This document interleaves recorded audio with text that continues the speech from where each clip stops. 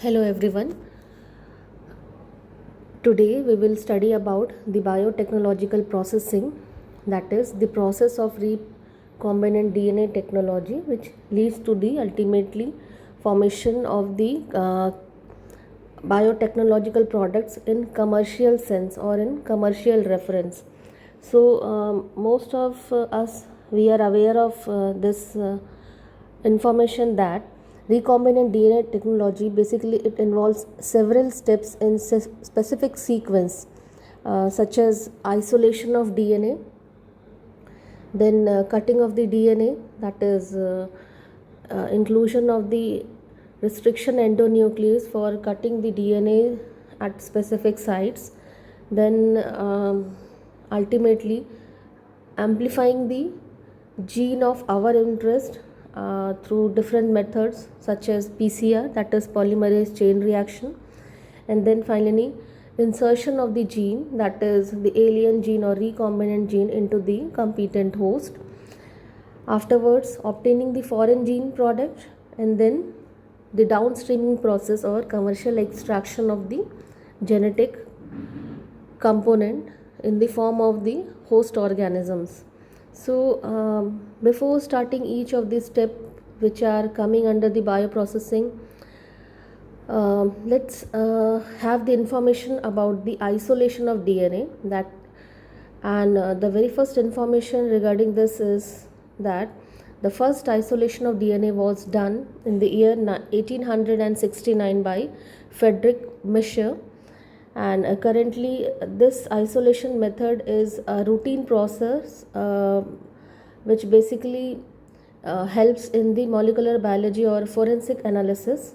And for such chemical analysis of the DNA, that is isolation of the DNA, we also have the chemical methods.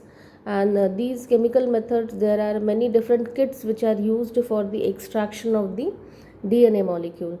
So let's see the steps for the DNA extraction.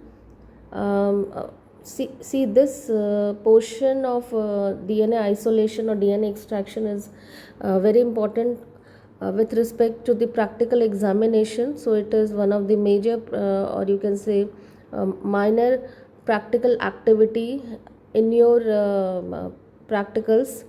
So you need to pay attention in this concept, that is how DNA molecules they are being extracted from the plant sources. Basically we are using the plant sources to extract the DNA molecule. So as you know that DNA is basically the macromolecule and it is present inside the cells, and to isolate the DNA from the cell we need to follow up certain sort of steps so as to liberate the exact molecule which is needed for the you can say cuts by the restriction endonucleases and obtainment of the desirable gene. So in majority of the organism this DNA is basically acting as a negatively charged molecule. So in order to cut the DNA with restriction enzymes, it need to be in pure form.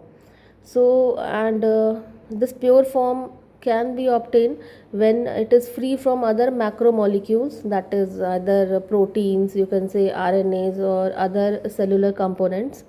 So since the DNA is enclosed within the membranes, as you can see I have drawn a cell in which the DNA is being enclosed, you can see it here. We have to break the cell to open to release the DNA along with the other macromolecule such as RNA, proteins, polysaccharides and also lipids. So this can be achieved by treating the bacterial cell or plant or animal tissue with the enzymes such as lysozyme, or if it is a plant cell then it is cellulose enzyme. I have taken the example of the plant cell and that's why I have written the cellulose enzyme for the treatment or breaking of the cell wall of the enzyme, the plant cell. So if it is a fungus, then we need to break down the cell wall which is present in the form of chitin. So chitinase enzyme is being used, and most of the genes which are located on the long molecules of DNA, they are intertwined with the protein, that is with the histone protein. So for the removal of such proteins and removal of the RNAs, we can further treat it with the ribonuclease enzyme. The cell is being in the next step I have used the ribonuclease enzyme for the isolation of the DNA further from the cell extracts. Okay, so later on, to release the proteins which are present in the cellular structure, we are using the protease enzyme to break down the protein molecules, and the other molecules, it can be removed by the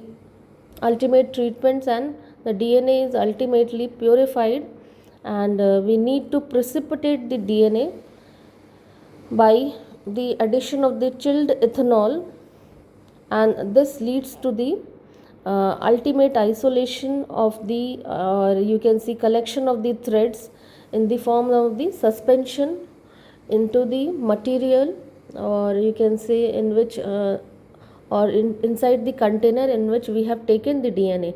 See, you can see the picture how DNA when extracted is being seen to you. So this is a test tube which contains the plant you can say plant extracts through which the DNA has been isolated. You can easily see the extended form of the long threads, and if we need to take it out from the this liquid medium, either with the help of a glass rod or with the help of a spoon, that process is basically known as spooling.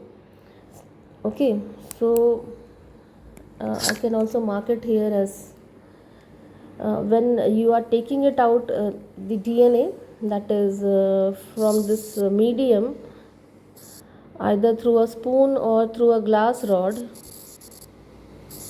the collected material of the DNA is basically the process through which it is being taken out is known as spooling. Okay, so let's revise the steps for the DNA extraction. See, these I have listed the basic procedure for the DNA isolation. So the very first step is the cells which are to be studied or needed is to be collected.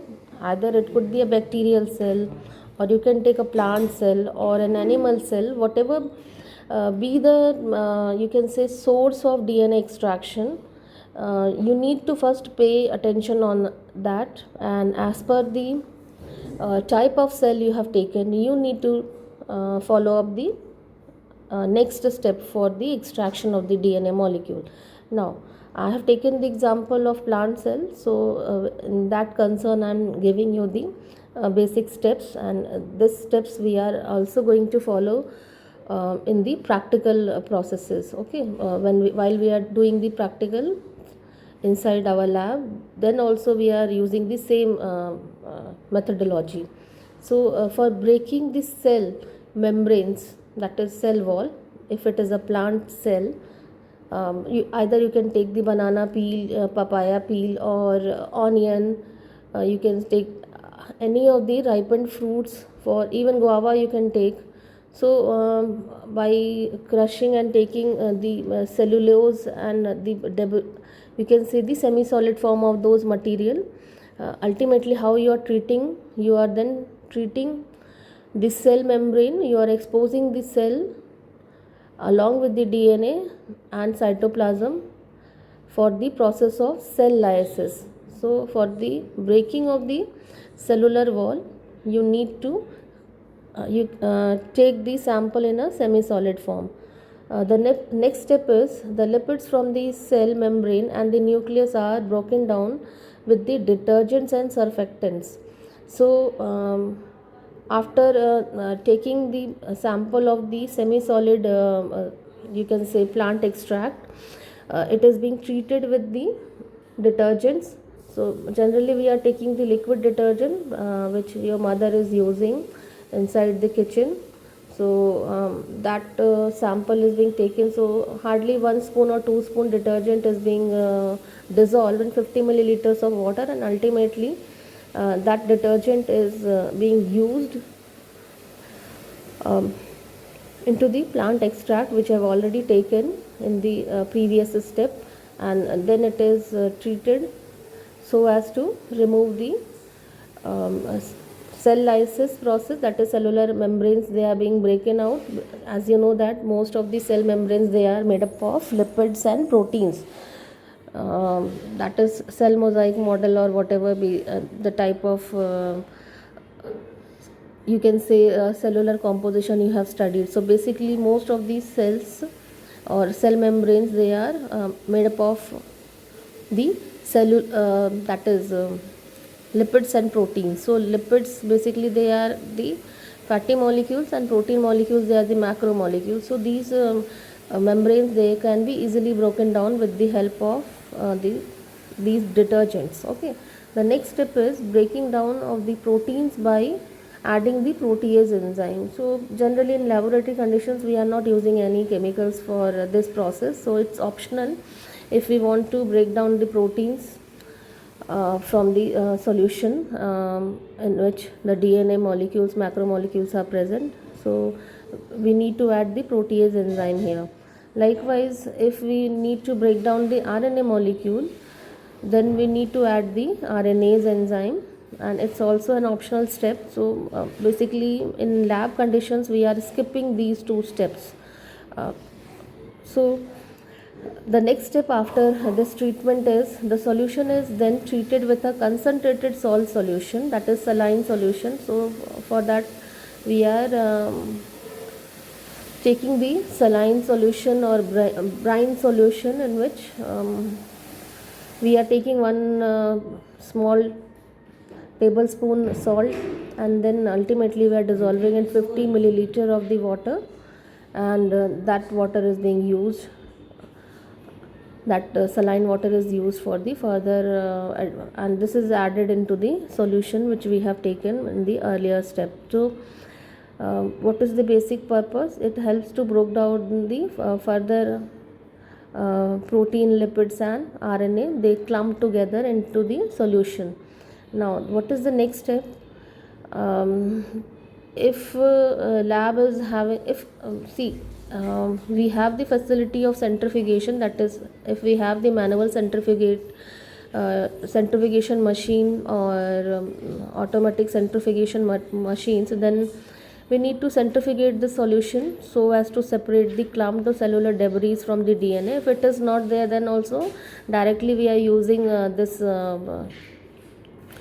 you can say solution which we have taken in the earlier steps, and then it is being treated with the ethanol. So actually why this centrifugation is being used? So DNA purification, basically it forms the from the detergents, protein, salts and reagents. They are used during the cell lysis step. So afterwards, to take out or to precipitate the DNA macromolecule, we need to add some shot of ethanol, and this ethanol must be you can say it has to be chilled ethanol, which we ultimately see here. I have mentioned that ethanol precipitation usually by ice cooled ethanol or isopropanol solution is being used, and it is added into the solution which we have already made, so that the DNA which is insoluble in these alcohols will aggregate together, and the extraction or isolation, and it can be easily visible to us. So cellular and histone proteins bind to the DNA can then be removed either by adding the proteases or by having precipitated the proteins with the sodium or ammonium acetate, or extracted them with the phenol chloroform mixture prior to the DNA precipitation. So this step actually we are not using in our laboratories. So this is also the method of extraction of the DNA. And after the isolation, the DNA is dissolved in a slightly alkaline buffer, using it in a TE buffer or in ultra pure water. So these are all actually the steps which are being used in the you can say commercial level of extraction of DNA. So after the extraction or isolation, when the ethanol is being used, DNA molecules, they are exactly precipitated like this inside the test tube in our lab conditions. So this was all about the DNA isolation procedure and methodology, and this is important concept, and you people, you need to pay attention over this concept, that why we need to isolate the DNA and how we need to isolate this DNA. Okay, so let's revise this. As you can see here in this picture, I have taken these steps for the extraction of DNA. So this is the basic cell in which no treatment has been given. So when such cells, that is, it is basically a plant cell. So when such plant cells, they are taken and treated, first of all we need to break the cell wall, and for that we are using the cellulase enzyme. And afterwards, when the cell wall is being broken up, see here the cell wall is being broken down into the next step. If we want to remove the RNAs or RNA particles from the DNA, then we need to add the ribonuclease enzyme. This is the second step. It's optional, as I have already mentioned in the procedure. Likewise, if you want to remove the protein from the cell set, or you can say cell component, then you need to add the protease enzyme, and it actually helps to dissolve the protein molecules. So it's also an optional step. It's optional if you are willing to do this step, willing to perform this, or willing to add these enzymes. It's up to you how you need to extract the DNA from the concentrate. And ultimately you are treating the solution with the salt solution, so as to make the aggregates of the different components of the cell. Either it could be protein, lipids, RNAs, etc., or other macromolecules. And then after addition of this salt, we need to add the chilled ethanol, that is the fifth step, through which the DNA is being precipitated into the solution. And this is how we are extracting the DNA in our labs through the plant material. Thank you so much.